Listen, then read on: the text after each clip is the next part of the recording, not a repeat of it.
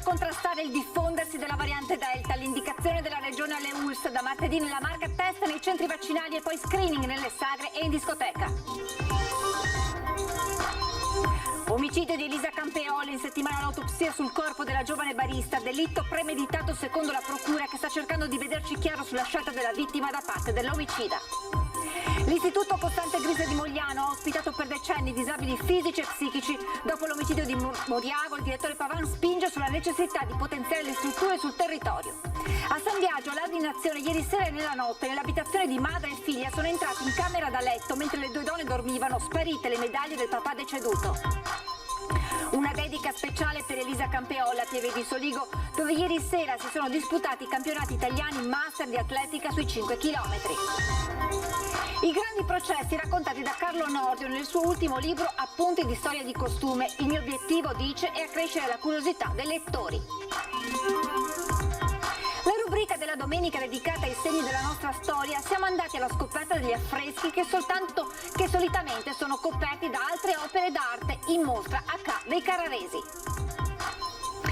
Buonasera e buona domenica, ben ritrovati con le notizie da Treviso e provincia. Apriamo dunque con la paura, i timori legati alla variante Delta del Covid. 30.000 tamponi al giorno per individuare appunto e bloccare la variante. Questa è l'indicazione della regione alle ULSS. Nella Marca si parte da martedì con test nei centri vaccinali e poi screening nelle sagre e in discoteca. Siamo ancora in guerra, dobbiamo riuscire a finire questa battaglia e l'unico modo per finire questa battaglia oggi, vista questa variante Delta che è così invasiva, ecco, è solo l'unico modo è quello di fare tamponi e di isolare. Contro la variante Delta la parola d'ordine è tracciabilità e quindi tamponi. Dalla Regione Veneto l'indicazione ai direttori generali delle USL di effettuare 30.000 test al giorno per individuare possibili positivi e bloccare il diffondersi delle nuove mutazioni del virus. Dato che per la Marca si traduce in 5.200-5.300 tamponi giornalieri a fronte degli attuali 3.000. Noi partiremo intanto dai punti vaccinali da martedì facendo ovviamente il tampone a tutte le persone che stanno attendendo dopo la prima dose i 15-20 minuti post vaccinazione, post vaccino, e per cui chiederemo a loro la possibilità di fare il tampone. Ma la tracciabilità riguarderà altri contesti. Sagre, feste, dove andremo col camper, andremo con i nostri per vedere di avere disponibilità per fare tamponi. Si apriranno le discoteche nelle discoteche, ma soprattutto un accordo da poter testare anche del personale delle aziende. Proprio l'azione capillare di tracciamento ha permesso di individuare e bloccare il focolaio di variante Delta ad Ormelle. Attualmente nell'USL 2 si registrano 6 positività al Covid ogni 100.000 abitanti. L'azione di screening punta proprio ad arginare eventuali cluster ed evitare la creazione di zone rosse localizzate. Il passo successivo è quello della sequenziazione del virus per l'individuazione delle varianti e anche su questo fronte l'azienda sanitaria trevigiana è pronta a fare la sua parte. Stiamo attrezzandoci per fare la fase di pre-sequenziamento, cioè per predisporre in modo tale che l'Istituto Zooprofilattico poi possa darci la risposta velocemente. E se da domani decade l'obbligo della mascherina all'aperto, a preoccupare il direttore generale sono i cittadini che hanno deciso di non vaccinarsi o coloro che dopo la prima dose non si sono presentati all'appuntamento per il richiamo. Fino adesso sono 300-400 persone alle quali stiamo anche telefonando per richiedere a loro la possibilità di tornare quando vogliono tornare. E stiamo facendo un'azione capillare anche col nostro call center adesso, perché ci rendiamo conto che più vacciniamo e aumentiamo la percentuale, più ci salviamo dalla variante Delta. E con la seconda dose noi non prendiamo la malattia, non andiamo in ospedale. Ed è per questo che Benazzi condivide la presa di posizione del mondo scientifico che invita a completare il ciclo vaccinale prima di partire per le vacanze. Andare all'estero con questa circolazione del Delta chiaramente è solo con la seconda dose si è sicuri e tranquilli. Noi siamo disponibili, abbiamo degli slot, degli spazi per chi vuole anticipare, ovviamente negli ambiti dei giorni giusti perché l'immunizzazione. Primo piano sempre anche l'omicidio di Elisa Campeol, si attende l'autopsia sul corpo della giovane barista che fornirà ulteriori elementi sul delitto. All'Isola dei Morti, a Moriago della Battaglia, delitto premeditato secondo la procura che sta cercando di vederci chiaro sulla scelta della vittima da parte dell'omicida. Si apre una settimana determinante per le indagini sulla morte di Elisa Campeol, la 35enne di Pieve di Soligo uccisa mercoledì scorso all'Isola dei Morti a Moriago per mano di Fabrizio Biscaro, 34 anni, di Col San Martino, attualmente in carcere in isolamento a Santabona. Martedì il pubblico ministero Gabriella Cama conferirà al medico legale Alberto Furlanetto l'incarico di eseguire l'autopsia sul corpo della giovane barista, sulla quale Biscaro ha infierito con una ventina di coltellate, una prima al fianco, quindi numerose alla schiena. Un delitto che per la procura era premeditato, visto che l'operaio aveva comprato il coltello il giorno prima dell'omicidio a Valdobbiadene e sempre il giorno prima aveva effettuato una ricognizione all'Isola dei Morti. Si era quindi spostato in montagna, nel Primiero, trascorrendo la notte in macchina, poi l'indomani, verso mezzogiorno, l'accoltellamento. Fondamentale sarà l'esito degli esami sul suo computer e sullo smartphone per capire se Elisa sia davvero stata una vittima scelta a caso o se i due, come sta emergendo nelle ultime ore, potessero essersi in qualche modo incrociati sui social. Entrambi risulterebbero frequentatori di piattaforme dedicate alla medicina olistica.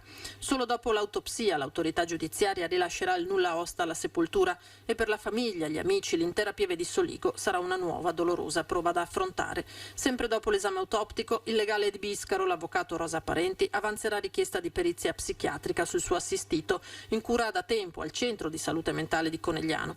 Servirà a stabilire se sia in grado di intendere e di volere. In base al suo stato, l'omicida reo confesso potrebbe andare a processo rischiando l'ergastolo o di contro essere giudicato non imputabile e lasciare la cella per essere trasferito in una struttura alternativa.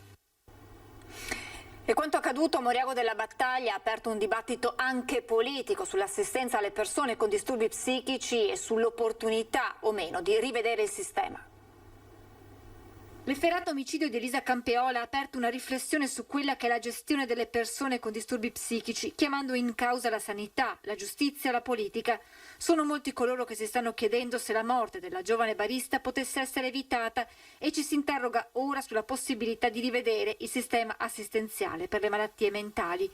Una revisione che deve però tenere in considerazione, hanno spiegato in questi giorni gli specialisti, delle difficoltà nel diagnosticare le patologie psichiche e nel prevedere quelli che potrebbero essere gli scenari futuri. Questo probabilmente è uno di quei casi limite che non è sempre facile rilevare, io credo che la prevenzione assoluta nell'ambito della nostra società, da un punto di vista criminale, da un punto di vista sanitario, per tutte quelle che sono gli aspetti della nostra vita sociale, del nostro senso civico e della nostra appunto società, la prevenzione assoluta è impossibile da raggiungere. Imporre terapie, imporre un certo tipo di assistenza, magari farmacologica dei pazienti, rientra in un campo che è quello dei trattamenti sanitari obbligatori, che hanno una sfera anche dal punto di vista legale molto molto limitata. Per quello che riguarda Biscaro non c'era un'attenzione per quello che potevano essere dei gesti di questo tipo, quindi si entra anche in quel margine di possibilità dove non si riesca a intercettare questo tipo di disagio. Da parte del governo, nelle parole del ministro Speranza, il massimo impegno per reperire risorse per fare della salute mentale una priorità. E la cura della sofferenza è sofferenza che è fisica, ma è anche mentale, è anche psichica, è anche spirituale. Dobbiamo sviluppare delle politiche di cura, di vicinanza, soprattutto nei confronti delle persone che sono più marginali, più fragili. Dobbiamo porre questo al centro della nostra azione politica, istituzionale, ma anche comunitaria a livello locale proprio. Ora è un centro per anziani, l'Istituto Costante Grissa di Mogliano però per decenni ha ospitato disabili fisici e psichici. Dopo l'omicidio di Moriago il direttore Pavan sottolinea come occorra potenziare le strutture sul territorio e la rete di prossimità con le famiglie. Da una realtà simbolo come il GRIS di Mogliano Veneto, dove si è vissuta giorno dopo giorno nei decenni l'evoluzione del trattamento della malattia mentale, il direttore Giorgio Pavan, a pochi giorni dall'omicidio di Moriago, dà la sua lettura del grande tema della gestione dei soggetti con problematiche psichiche, tornato drammaticamente d'attualità con la morte della 35enne Elisa Campeol. È un problema ovviamente enorme, il GRIS ha avuto un ruolo e questo modello è un modello superato, adesso siamo di fronte alla possibilità possibilità di un intervento territoriale, ma in verità siamo di fronte alle domande fondamentali dell'essere umano. Ogni giorno vengono uccise donne da mariti o ex mariti che sembrano tutti normali. Fabrizio Biscaro, omicida reo confesso, è un soggetto con conclamati problemi psichici, ma anche questo, dice Pavan, non è sufficiente a intercettarne la pericolosità. Capire quant'è il momento dell'acting out, cioè del passaggio all'atto, da un punto di vista clinico è davvero molto molto difficile. Potenziare i servizi e la rete di prossimità, questa è la chiave. Potenziare i servizi esistenti di psichiatria e irrobustire la rete di prossimità, le famiglie e le associazioni, i gruppi che conoscono questi problemi, lì dove si manifestano nel territorio. Un salto culturale lo deve però fare anche la società, aggiunge il direttore del GRIS. Rivolgersi allo psichiatra non deve essere visto come una macchia, una vergogna. È proprio uno stigma. Chi va in psichiatria o chi va dallo psicologo è matto per definizione, e quindi questo è un errore fondamentale legato a uno stereotipo antico ma radicato ancora nella popolazione. Si va in psichiatria e si va dallo psicologo per cercare di stare meglio, così come si va dall'ortopedico per cercare di mettere a posto una gamba. A Olmi di San Biagio di Callalta, ladri in azione ieri sera e nella notte. Nell'abitazione di madre e figlia sono entrati in camera da letto mentre le due donne stavano dormendo alla ricerca di soldi e contanti.